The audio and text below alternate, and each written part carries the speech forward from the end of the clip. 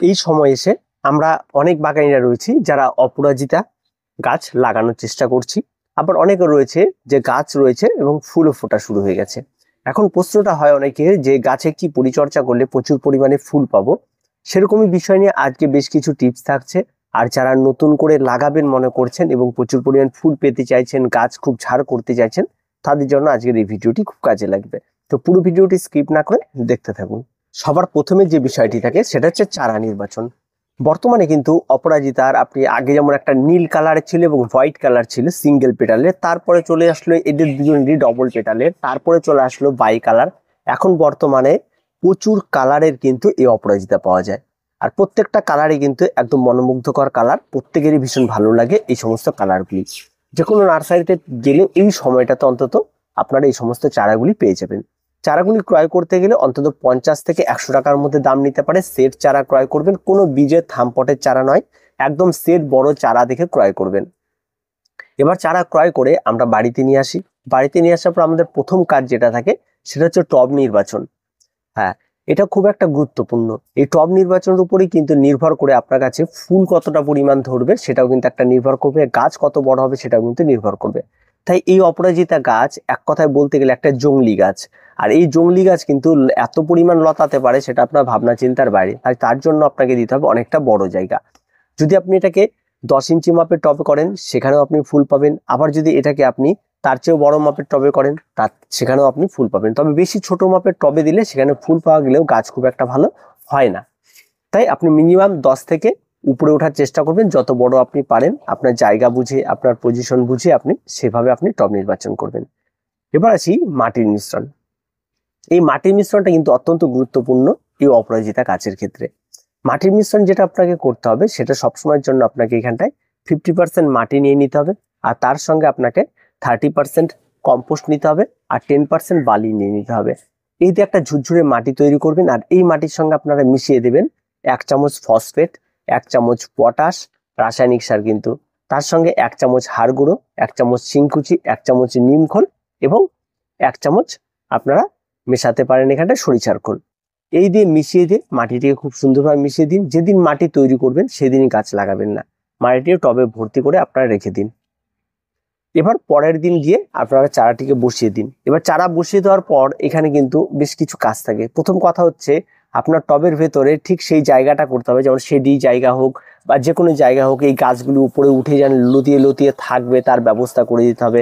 হয় টবের উপর একটা ঘর করে দিলেন বা তার উপর একটা মাচা করে দিলেন, কিছু একটা করে দিতে হবে যাতে গাছটা এখানে থাকে। বা সেই টবটিকে এমন একটি জায়গায় নিয়ে গিয়ে রাখবেন যেন পাশে একটা মাচার মতো থাকে, যেটাকে ধরে ধরে গাছটি উপরে উঠতে পারে। এটা কিন্তু সম্পূর্ণ লতানো গাছ, এই বিষয়টা মাথায় রাখতে হবে।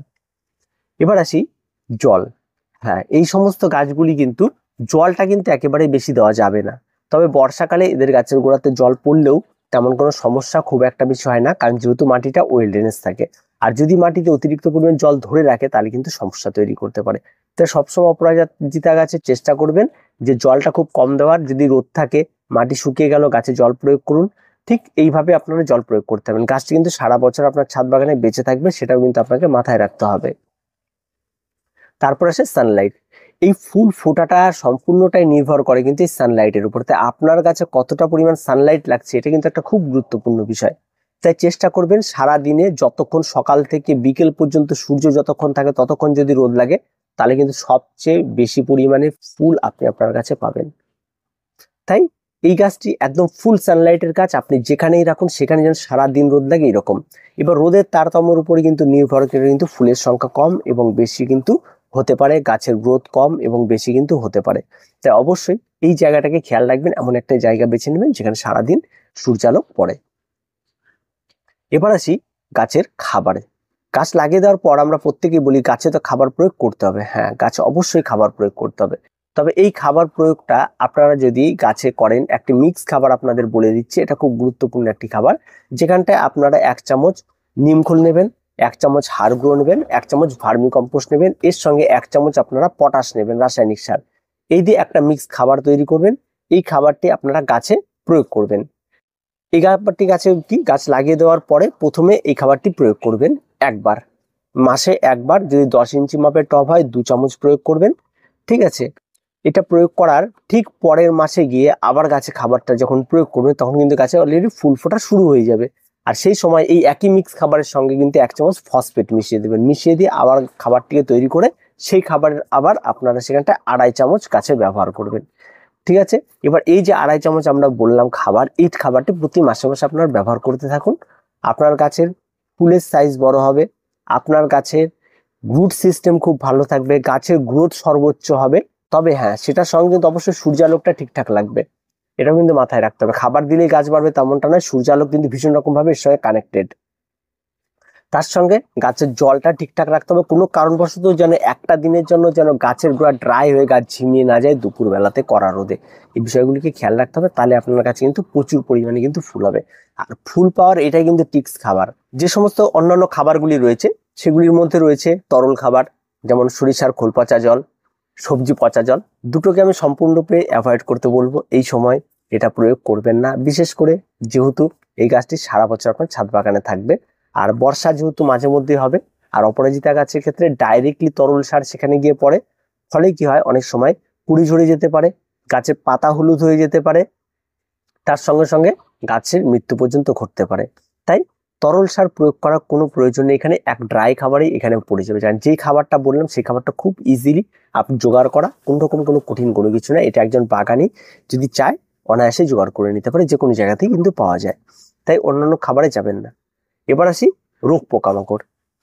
রোগ পোকামাকড় তো থাকবেই গাছ লাগানোর পরে, এই সমস্ত গাছেও থাকে। গাছে মূলত যে রোগ পোকামাকড়টি থাকে সেটা হচ্ছে এক ধরনের জাপ পোকা হয়, সবুজ সবুজ ধরনের, ফুলের কড়িগুলির গোড়াতে ধরে, কখনো পাতার নতুন যে পাতাটি মানে ডালটি বের হয়, শীষটি বের হয়, ঠিক আছে, সেই ডগার মধ্যে থাকে, এই সমস্ত জায়গায় থাকে। প্রথম অবস্থায় এগুলি হাত দিয়ে চেপে চেপে মেরে দিলেই পরিষ্কার পরিচ্ছন্ন।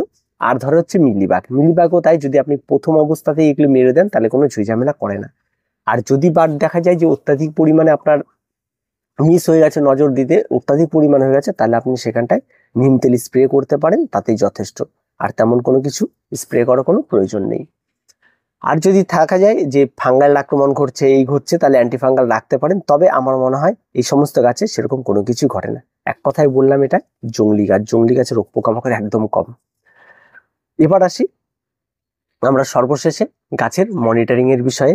যে আমরা অনেক সময় জানি যে গাছের বৃদ্ধির সঙ্গে সঙ্গে গাছের কিছু প্রুনিং এর ব্যাপার থাকে, যেমন গাছের ডালটা একটু কেটে দেওয়া, গাছের শেপটাকে ঠিক রাখা। অনেকেই গাছটাকে হয়তো বনসাইয়ের মতো করতে যাচ্ছেন, তাদের কাটাই ছাটাইয়ের বিষয়গুলি থাকে, ঠিক আছে। এই সমস্ত বিষয়গুলি কিন্তু আপনাকে নজর দিতে হবে। পুরনো পাতাগুলি ঝরে যাওয়া, যে সমস্ত ফুলগুলি রয়েছে সেই ফুলগুলিকে জন্য আবার তুলে নেওয়া হয়, বা যদি না তুলেন তাহলে সেই ফুলগুলি যদি শুকিয়ে যায় সেগুলিকে তুলে ফেলা, এই ব্যাপারগুলো কিন্তু খেয়াল রাখতে হবে। আর একটা জিনিস মাথায় রাখবেন, বেশি ফুল পেতে হলে কিন্তু গাছের ফুলও তুলতে হবে আপনাকে। আপনি যত বেশি ফুল তুলে নেবেন, প্রতিদিনের ফুল যদি প্রতিদিন তুলে নেন, তাহলে কিন্তু অপরাজিতা আবার পরের দিনকে আরো তার ডবল ফুল দেবে। এই বিষয়টা কিন্তু খেয়াল রাখবেন। তাই ফুল তোলাটা তেমন খারাপ লাগবে কিছু নেই, যে ফুল ফুটছে তুলবো কেমন হবে সেই বিষয়টা নেই। আপনি যত তুলবেন তত ফুল বেশি ফুটবে, এই বিষয়টা মাথায় রাখবেন। আর বেশিরভাগ ক্ষেত্রে অপরাজিতা এই সমস্ত কিছু পুজোর জন্যই ব্যবহার করে। সারা বছর আপনার ছাদ বাগানে এই গাছটি থাকবে। গাছটির ফুটেজ এবং লাগানো আমি কোনো রকম কিছু আপনাদের আসলে দেখাতে পারলাম না, তার একটাই কারণ, সেটা হচ্ছে পুরো ছাদ জুড়ে জল, সেখানটায় বৃষ্টি হচ্ছে এখানে, তার জন্য দেখাতে পারছি না। আর এই চারা কিন্তু আপনারা বীজ থেকেও করতে পারেন। আমি যেমন যে ফুটেজগুলি দেখতে পাচ্ছেন সেগুলি সমস্ত কিছু বীজের থেকে করা। উপরে আমি একটা ঘরের মতো আমার চিলের মধ্যে আমি সবজি করতাম, তো এবছর সবজিটা বন্ধ রেখেছি। তো এই সমস্ত ফুল গাছগুলি লাগিয়ে দিয়েছি, এখান থেকে অনায়াসে উঠে যাবে প্রচুর। একসাথে অনেকগুলি লাগানো রয়েছে, কোনো চিন্তার কোনো কিছু নেই। যেটা হবে হবে, যারা থাকবে একসঙ্গে, সবাই হলেও হবে, অসুবিধা নেই তো। কারণ একসঙ্গে যদি অনেক গাছ হয়ে যায়, সেই পরিমাণ জায়গাতেও রয়েছে সেখানটায় হয়ে যাবে, কোনো অসুবিধা হবে না। যদি তারপরে কোনো সমস্যা হয়ে থাকে আপনাদের অপরাজিতা গাছে, অবশ্যই আমাদের কমেন্ট বক্সে জানাবেন। তো খুব সহজভাবেই আপনারা তার উত্তর পেয়ে যাবেন। তো আজকে এ পর্যন্তই, দেখা হচ্ছে পরবর্তী ভিডিওতে। প্রত্যেকে ভালো থাকবেন, প্রত্যেকে সুস্থ থাকবেন, আর চ্যানেলটিকে অবশ্যই সাবস্ক্রাইব করে রাখবেন।